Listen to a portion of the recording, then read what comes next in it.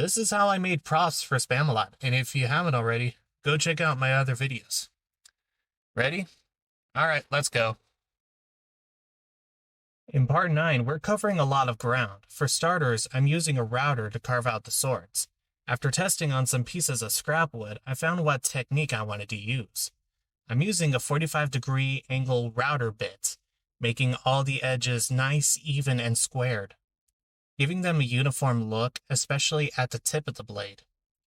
After putting the swords through the router, it was time to sand out the sides of the blade along the edges.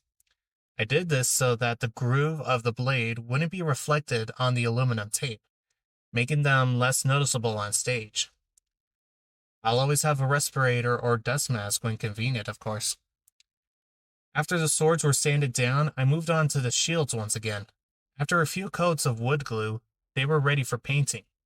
The first coat I applied was Plasti dip, making the coating even on both sides as much as possible. Now all the shields were white in the movie and in the show, with the knight's emblems on each of them. Of course, this part took the longest to get done. The emblems would be painted on later.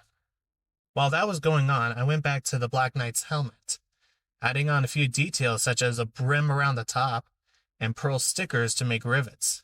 I learned this from Odin Abbott on Odin Makes. You should check him out on his YouTube channel. When that got done, I began priming and prepping the helmet for paint, giving it a coat of Plasti dip and setting it aside. Later in the build, I plan to give it a metallic shine with red accents to complement the whole thing. Now, I'm not one to sit around to watch paint dry, so while that's going on, I took another crack at the French Taunters helmets.